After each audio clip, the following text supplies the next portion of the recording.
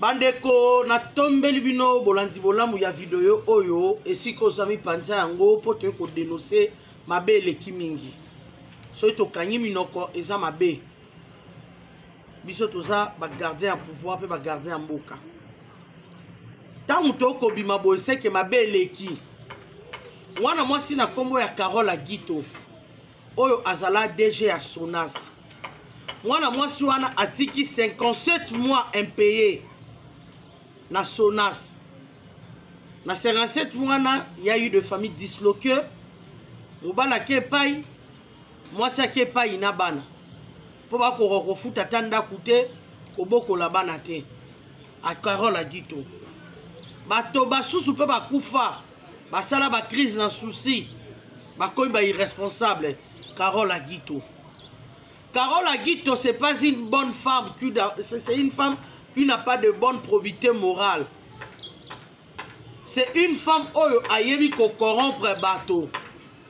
Pour abima sénatrice nengaza ena, anti ko corrompre bateau na ba iPhone na ba mbongo. Toyebi.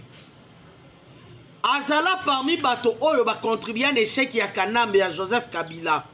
Oye moka loba ki soka échoué parce que Azaka tana 15 bonnes personnes pemé na été. Lokola ba Carole Agito.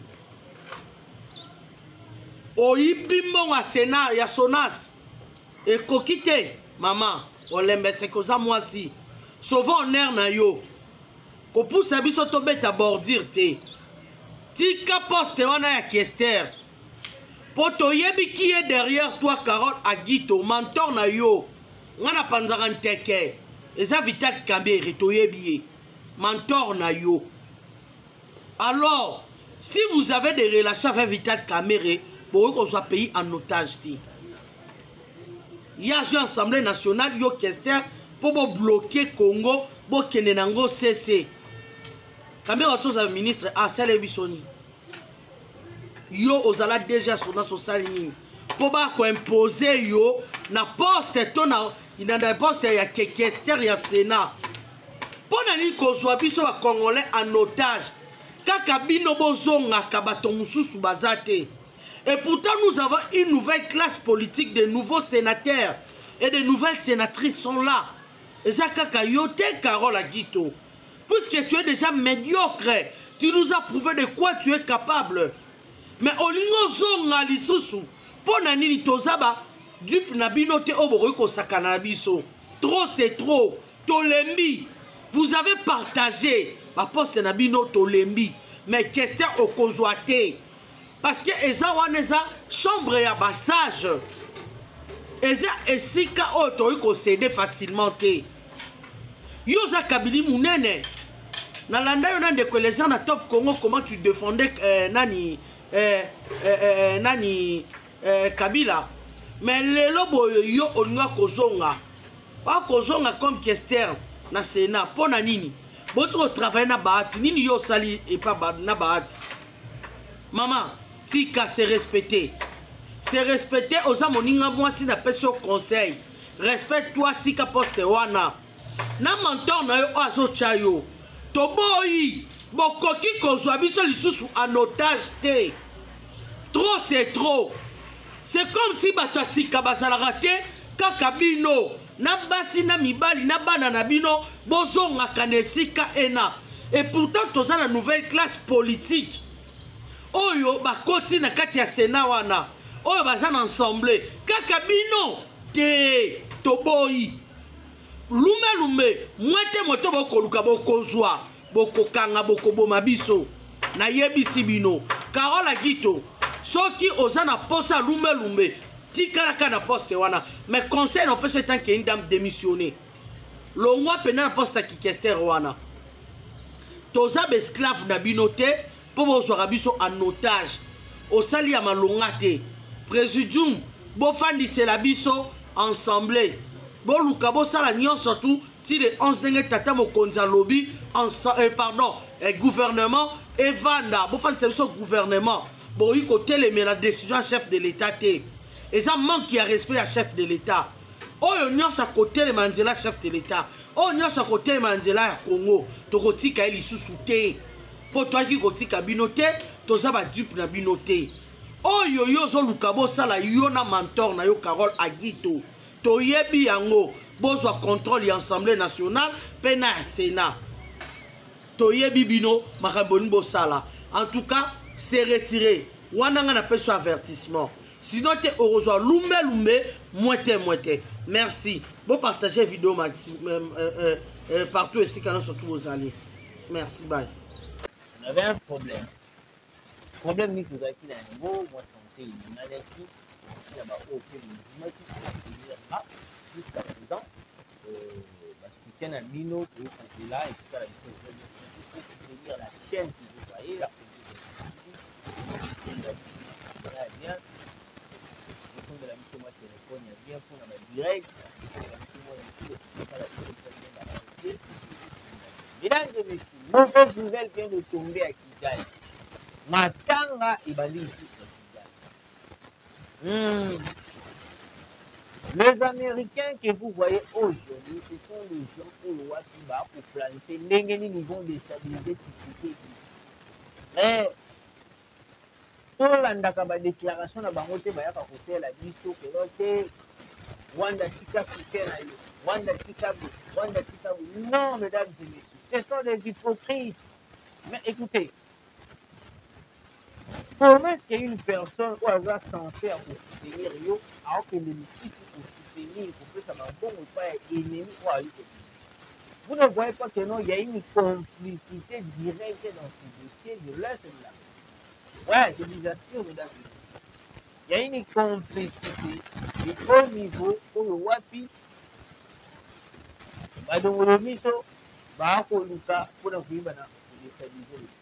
Mesdames et messieurs, qu'est-ce qui se passe réellement à l'est de la République? Je vais vous expliquer en quelques termes. Je vais vous expliquer pour vous faire comprendre. En réalité, mesdames et messieurs, en ce moment, les Occidentaux, à tout prix, comment ils vont attraper Tshisekedi pour pousser le Kende pour négocier avec le roi, Kende pour négocier avec Kagame. En ce moment, négocier avec Paul Kagame, c'est d'accepter l'accord que Kabila avait fait pendant son règne de 18 ans. Qui sera content de voir les accords que Kabila avait signés et la mission de qui va accepter? Qui sera d'accord? Comment on a été Tshisekedi aujourd'hui a exposé Moka et que de millions de Congolais on va couper sa confiance pour qu'en réalité Congo et Banako Bimana Plapezali alors on a que notre Tshisekedi doit signer l'accord. Impossible. Alors écoutez. Il y avait une personne tout près de Paul Kagame. Je vais vous expliquer. Avant que nous portions dans mon zilo, nous développons mon pied, nous avons un sujet d'actualité, et puis nous avons porté dans mon zilo d'actualité à autre commune à toute la mission. Il y avait une personne très proche de Kagame. Kibiriza, c'est le nom qu'on nous a envoyé. John Kibiriza. C'est une personne au Wapazali très proche aussi de Paul Kagame. La personne en question, il est là pour des conseils tout près de Paul Kagame. Alors, le Wapazali tout près de Paul Kagame, il y a un Paul Kagame va conseil, il faut au salaboyer, il faut au salaboyer, il faut au salaboyer, il faut au salaboyer. Il avait pris la décision, il y a qu'on mette un peu pour collaborer. Pour partager l'opinion avec Paul Kagame, le président de du Rwanda. Pendant leur discussion, John Kibiriza a abordé le sujet à la République démocratique du Congo en disant que non, le massacre autosali, le dossier autosali pour créer l'Est de la République, il est temps de tout à la là, c'est proche Naïwana. John Kibiriza, il est en train de parler avec Paul Kagame. Non, il faut nous un peu pour doser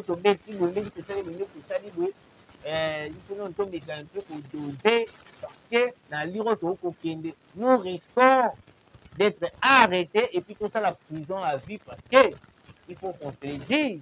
En ce moment, la République démocratique du Congo est en train de prendre de grandes décisions pour que notre la guerre est de la République.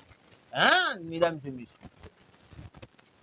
Le conseiller proche à Paul Kagame avait abordé ce genre de choses. On a été stoppé dans ma c'est comme si Paul Kagame a pensé quoi? John Kibiriza, celui qui est très proche de lui, a commis qu'on comploter avec Banguna ou les Alipoya ou bien Amiso Congolais Batouali Banguna. C'est pour cela John Kibiriza, quand a abordé ce sujet-là, Paul Kagame a vu décision avant de dire non, la personne c'est comme s'il est en train de comploter avec l'ennemi. Il y a combien d'ennemis? Paul Kagame est en train d'appeler les Congolais des ennemis. Je ne sais pas, Paul Kagame sera pensé nini, on a idée d'Aïsali nini, nous sommes comme des ennemis, alors que c'est lui qui est l'ennemi du Congo. Je vais continuer cette histoire. Mettons d'abord pause. Écoutez, Kanyabayonga, 2 bombes viennent d'être larguées à la radio RCK aujourd'hui, 10 juin. Mesdames et messieurs, vous qui vous êtes, vous qui nous suivez de partout, excusez-moi, vous qui nous suivez de partout, de partout. Écoutez, Kanyabayonga, 2 bombes viennent d'être larguées à la radio RCK aujourd'hui, 10 juin. Je vous ai dit, dans l'émission mesdames et messieurs, présence ya MONUSCO na ba place oyo biso tozwaka tobotolaka na maboko ya ba M23 ezalaka risque makasi. Oui, je vous dis, nanu te tomoni place moko MONUSCO akobatela akoprotege et que tomoni ke MONUSCO vraiment a gardé vraiment position na malamu jusqu'à ce que tobengani ba M23 nyonso surtout bazalaki pe aux environs. Non, ezalaka kaka MONUSCO omona babetela biso kaka no te bauti koatake ngai, excusez, bauti koatake ngai, bauti kosala boye, bauti kobombarde, bauti kosala boye. Pourquoi le M23 soki kaka bayoki présence ya MONUSCO na place oyo bango babenganaki bango bazalaka na facilité ya kobotola place wana par rapport ya oyo biso tokopenser, par rapport ya oyo biso réfléchir, parce qu'avec l'armée congolaise, il est impossible tout le monde de FRDC batika espace d'être récupéré qui totika yango na maboko ba M23. À moins que peut-être, na lobi te que ça bongo mais na lobi peut-être, à moins que peut-être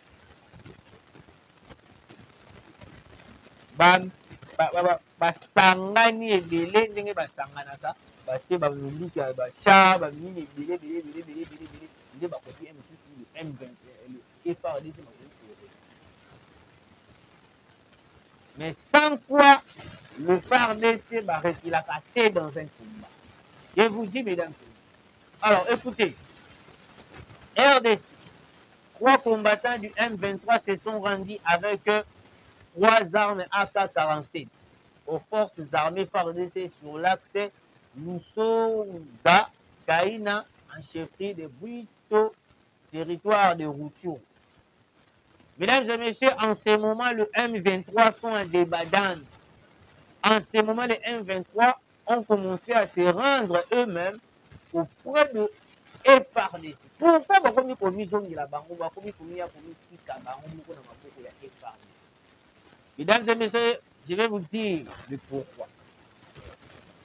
En ce moment, frappe, il y a FARDC, Sukhoi 25, drone CH4, Wazalendo, FARDC, nyonso wana puissance wana nyonso tout bango so ekomi ko perdre ça bango, bakomi ko perdre.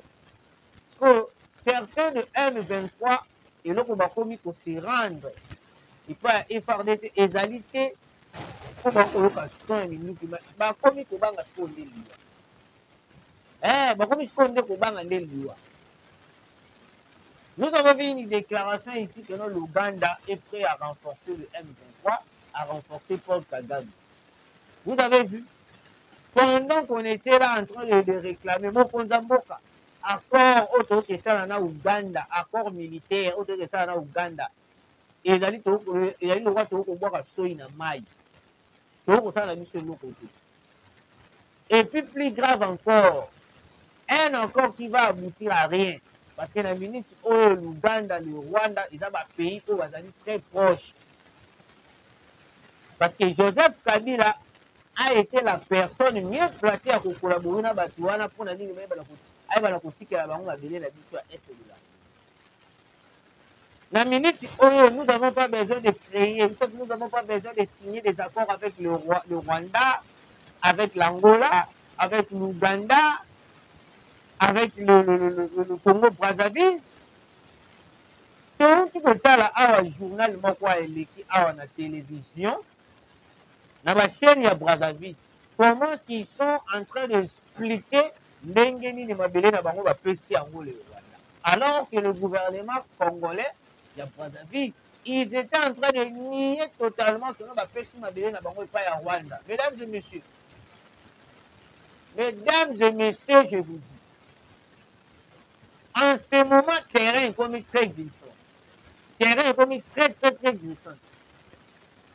Donc, il faut total la place ni au biso to ko kende ko kuta na batu. To place ni ni biso to kende ko signer ba accord. Avec le Burundi, on accepte. Avec la Russie, on accepte. Avec la Chine, on accepte aussi. Avec la France, on boycotter en gros totalement. Parce que la France, les États-Unis, ce sont des gens où wapi bangonde mutu ba ko pousser le Rwanda ya ko massacrer la population congolaise à l'est du Congo. Il est hors de question d'accepter un accord militaire. Néanmoins, un accord de matière première entre la France et les États-Unis. Il est hors de question. Alors, mesdames et messieurs, John Kibiriza, je ferme d'abord la parenthèse et puis qu'on rejoint l'information. John Kibiriza, la personne très proche de Paul Kagame. Quand il a abordé le sujet, il a créé le massacre à l'Est de la République, Kagame a moni en gros parce que John Kibiriza, d'après les informations qui nous ont été envoyées, Adam Otomoro a mis la sakate dans le sens que non, même le média est bien difficile. Même le média Yanini est bien difficilement. Donc c'est une personne qui ne se fait pas voir. Donc Azara toujours dans l'ombre. Donc ce que Paul Kagame, presque toutes les décisions que Paul Kagame a jouées, au moins sur 100%, au moins 40% ou 50%, ils ont réagi John Kibiriza. Alors John Kibiriza, comme il est là, il avait proposé que on puisse arrêter le massacre à l'est du Congo. Parce que, à mon avis, déjà, qu'on a lire au Congo, parce que dernièrement, à tout le monde qui est non dénéné, baza pour ça la banquette contre la tuerie, non sorti et collé. Et dans la rue à Rwanda, et dans la rue à Awa. Alors, après avoir pour ça la investigation, les États-Unis vont classer. Quand on va classer, ils vont arrêter Paul Kagame. Je vous assure, ce qui est causé à la Paul Kagame est qui? Ce qui est causé à la France, mais la communauté internationale va condamner Paul Kagame. Paul Kagame sera arrêté. Paul Kagame sera aux arrêts. Bientôt là, il sera aux arrêts. Donc là, le proche de Paul Kagame a déjà Moussika. Il a proposé l'idée de Paul Kagame. Non, au lieu de continuer dans ma salle, nous allons changer la stratégie. Au lieu de bomber la population, tout ça la guerre. Paul Kagame a mouni en au moment où je vous parle, la personne de John Kibiriza est entre la vie et la mort. D'après quelques informations, il paraît qu'il est empoisonné. De l'autre côté, il est malade, il est gravement malade. De l'autre côté, ok, madame malade, c'est comme si, par raison économique, par raison économique. Parce que Paul Kagame a dit que non, John Kibiri va n'enga bandi déjà va lire pour boycotter, pour massacrer la population est de la République, pour ça la bouzoba la population est de la République. Je vais te dire à vous que se tourner contre les accueillis, pour moi, même si c'est dit accueillis, pour moi, même si c'est peuple congolais pour être catholique. Voilà d'après conception, il y a Paul Kagame. Parce que Paul Kagame est un impact. Ndenge moko na moto otovanda na ye pendant 18 ans. Écoutez, Kabila a fait plus de 18 ans. Kabila a fait plus de 18 ans dans ce pays. Alors, pour ça, il a plus de 18 ans dans ce pays avec Hippolyte Canal des États-Unis. Mais il y a une conception.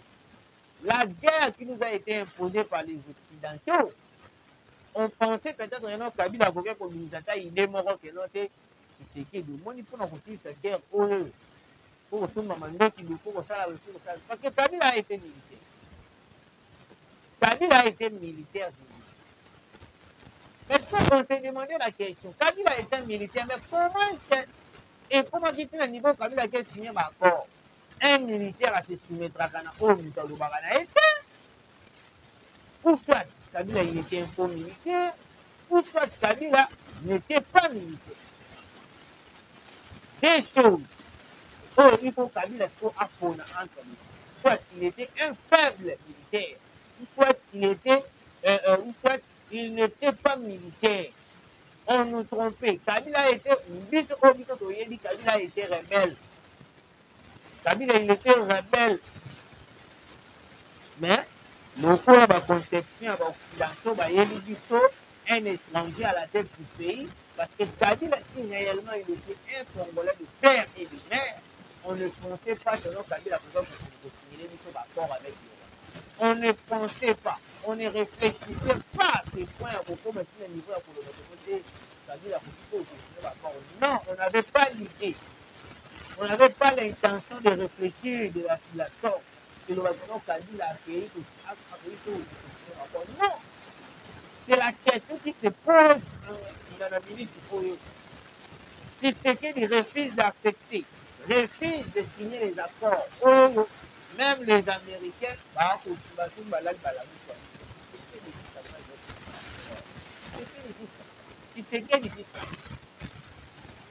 surtout Joe Biden, il y a une confiance à Tshisekedi envers les Occidentaux et les même les pays qui nous entourent, Angola, Brazza, Uganda, ou que les plus loin, Kenya. Surtout le Kenya, un pays où Azali a été très très compliqué. Très compliqué. Mesdames et messieurs, tout le monde avant de donner la situation, il est donc avec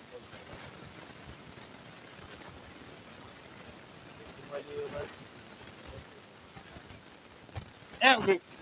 La France et les États-Unis appellent tous les belligérants en RDC à cesser immédiatement les discussions.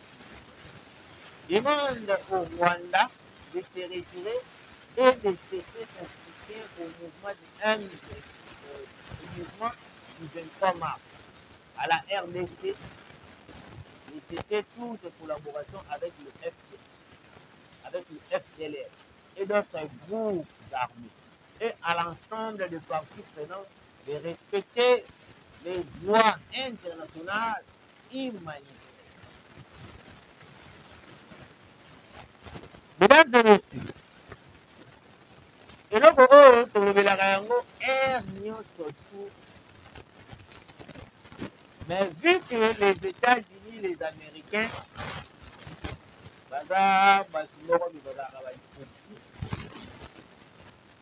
lelo tolobi tokoyoka kaka selon balobi na biso si toboyaka kosoutenir bino ezalaka mpona eloko oyo alors que à chaque fois toyaka koexplike eloko wana ezali boye eloko wana ezali boye eloko wana ezali boye na bandeli phrase wana peut-être certaines congolais boyoki mais mosusu boyoki yango pas vraiment bien. Écoutez, à la RDC de cesser toute collaboration avec les FDLR. Plusieurs émissions tout ça là pour expliquer le FDLR. Le FDLR est un mouvement il y a congolais. Nous la RDC on ne soutient pas les FDLR.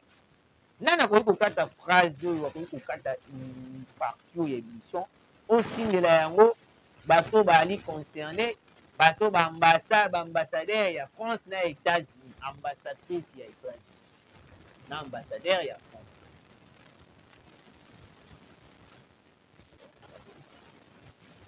Qui derrière tout ça il y a koloba que non le FDLR ce sont des Congolais ou soit la RDC est en train de soutenir les FDLR. C'est Paul Kagame. Point barre. Pourquoi les Américains, le Français, Bamikoti Simbala moko na mensonge à Paul Kagame? Je vais vous expliquer. Les terrains, les très très moussés. Écoutez. Pourquoi les Américains, le Français, ils ont accepté les accusations il y a Paul Kagame envers la RDC. Tant que lobby que non, RDC éthique à soutien surtout à FDLR. Nous savons tous, surtout que non, moto en banda makambo ya FDLR ya koloba que non RDC a soutenu FDLR c'est Paul Kagame. À part Paul Kagame, petit crétin, Willy Ngoma, Corneille Nanga, John Numbi, Bertrand Bisimwa, Sultan Makenga, c'est eux qui ont commencé Makambope à Kobandaka Kolobaka qui ont le FDLR, le FDLR. Je vais expliquer pour mettre fin à ces dossiers.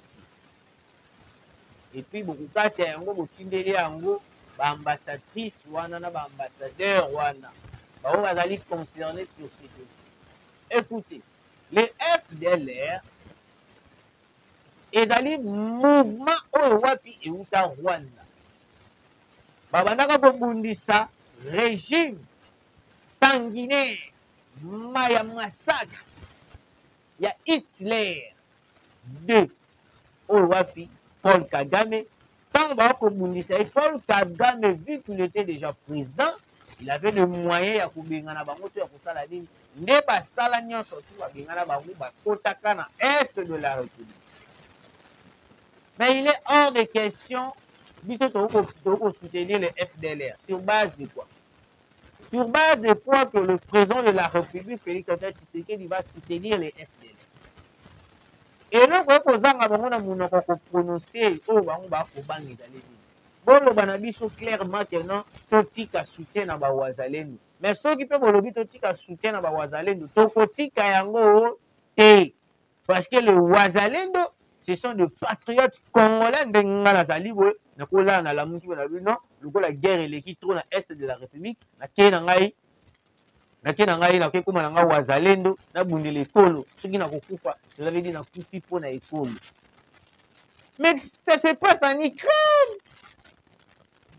Na Ukraine, il y a des Ukrainiens qui ont une armée sans pourtant que ça même na formation, l'accès à ndenge ya kobeta munduki abundela ekolo na. Pourquoi ba ko larguer ba propos moko te ya makasi contre l'Ukraine? Ils le savent, ba yebi très bien que non bango na bango eza likambo ya poso. À part likambo ya poso, eza likambo ya minerai, l'Ukraine n'a pas l'Ukraine a quel minerai? Excusez-moi. Parce que le minerai à la République démocratique du Congo, oh, wapi, ce qui va blalisser la misubé, et koufi, et sili pour la bango. N'est-ce que pour la bango, bango va tali, non, il faut tout coincer la RDC à propos de la FDLR. On n'a pas de FDLR. On ne soutient pas de FDLR ici en République démocratique du Congo. Et il faut tout le baranabino vérité, excusez-moi. Il faut que le baranabino vérité. Parce que les Occidentaux, bakomi na babisaka na moko boloko la bana mike o bako saka na mabele. Parce que ceux qui peuvent biso donc pesa bango passe wana et cause la biso difficile. Alors, pour terminer notre émission, mesdames et messieurs, les informations et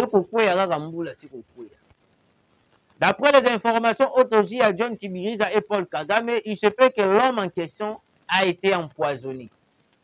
A été empoisonné. Donc, tout autour, il y a Paul Kagame. Les personnes au Mekaka, vous pouvez savoir idée à Malamu pour la République, pour l'Est de la République, Basuka a toujours Mabé.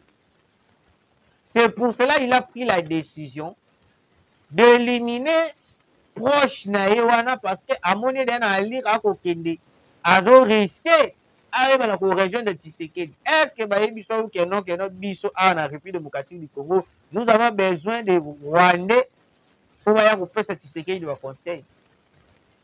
Paul Kagame est en train de rêver, mesdames et messieurs. Excusez-moi, mais Paul Kagame est en train de rêver. En ce moment, nous n'avons pas besoin de Paul Kagame, de Rwandais. Parce qu'il y a une minute où la plupart des Rwandais sont manipulés par le régime de Paul Kagame. Pour tous les Rwandais,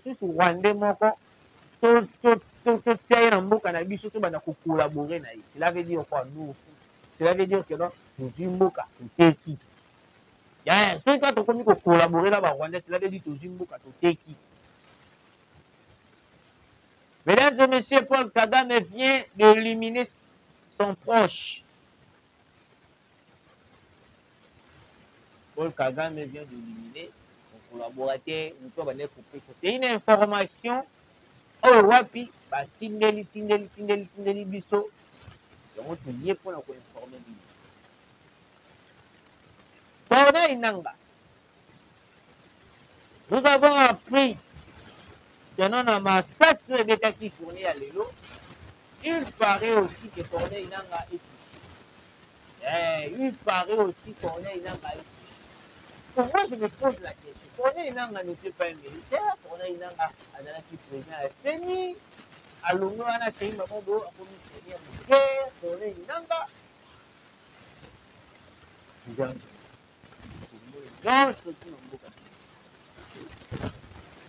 Nous allons tout voir dans ce. Nous allons voir DG SNEL. Autre le Baratala couture. Mais vas-y, va payer dans SNEL. Irrégularité à courant le rôle à faire.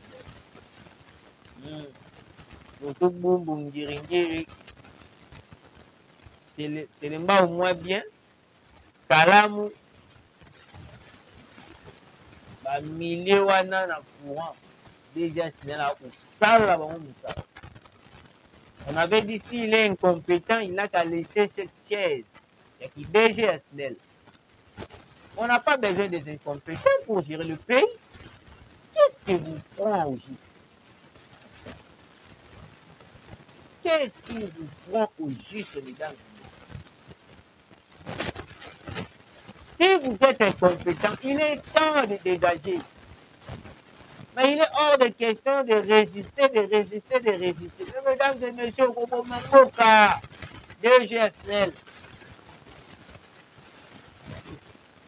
Conscience, nous avons besoin de vélo Ernest Nobono, tu es compris. Alors, il est temps. Si la plus de nous, parce que dernièrement, vous avez dit que Monsieur le Président de la République, le DG de la SNEL, il est compris. Irrégularité à courant le roi. Aussi à partir. Parti est là pour les Kamakas, monsieur le Président. Commune la tangé le boum. Bandal Kalam.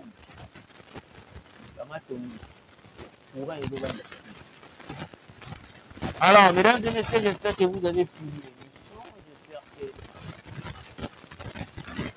c'est fait l'émission, partagez l'émission. Comme la radio sur la WhatsApp. On a pour soutenir la chaîne. Il suffit de nous écrire sur WhatsApp sur le numéro qui est affiché.